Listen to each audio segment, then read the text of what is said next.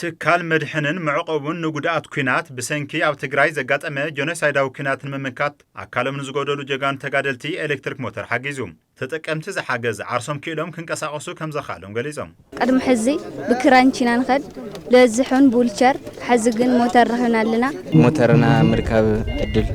ተዋሂብና ተረኪና ኔና እዚን መጻኢ ተስፋ ኸውን ንኻሊእ መርኣያም ክኾን ስለ ዝኽእል ጽቡቕ ኢል እዚኣ ብጣዕሚ ዓብዪ ሓገዝ እዩ ዘለዋ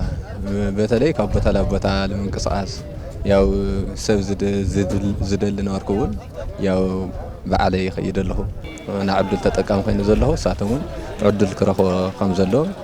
ክሕገዝ ከም ዘለዎም ያው ክሕልፍ ይኽእል መልእኽቲ ማለት እዩ እቲ ሓገዝ ካብ ዝተፈላለዩ መድረክቲ ትካላትን ኣካላትን ከም ዝተረኸበ ዝሓበሩ ዋና ፈጻሚ ስራሕ ትካል መድሕንን መዕቆቡን ንጉድኣት ኩናት ኣይተ ግርማይ ካሕሳይ ን38 ተጋደልቲ ጉድኣት ኣካል ኩናት 4.1 ሚልዮን ብር ወጻእ ብምግባር ኤሌክትሪክ ሞተር ከም ዝተውሃበ ሓቢሮም ኣብ ሃገር ኣሜሪካ ዝርከቡ ምሁራን ተወለድቲ SJT ዝበሃሉ እዚኣቶም 14 ሞተር ሳይክል ልዕሊ 1.5 ሚልዮን ቅርሺ ኣታዊ ብምግባር ማለት ፎር ተጋሩ ኢንዳላስ ፎርስት ወርዝ ኤሪያ ቴክሳስ ዝነብሩ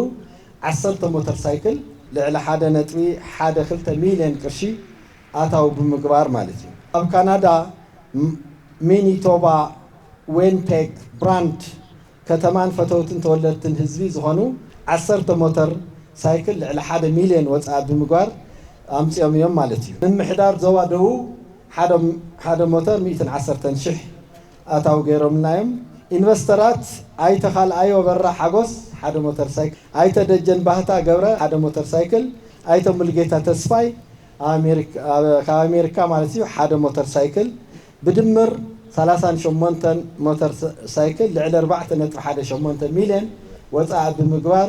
ክፍፍል ክካየድ ማለት እዩ ኣብ ካናዳ ዝነብሩ ቅዱሳት ተጋሩን ኤርትራውያንን ዝተዋሃበ ሓገዝ ወኪሎም ኣብቲ ርክክብ ተሽከርከርቲ ዝተረኸቡ ኣይተዘርኡ ተሰማ 10 ኤሌክትሪክ ሞተር ድጋፍ ከም ዝገበሩ ብምሕባር ተጋሩ ዲያስፖራ ሕዚ እውን ሓገዞም ከጠናኸሩ ይግባእ ኢሎም ቅዱሳት ተጋሩን ፈተውቲ ተጋሩ ኤርትራውያንን ዘዋፅዎ ገንዘብ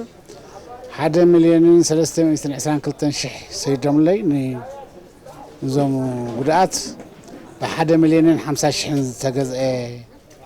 10 ሞተር ሳይክል ለማዓንቲ ኣረኪብና ኣለና ኣብዞም ሃርበኛታት ወቕዓትና እዩ ትኩር ዘሎ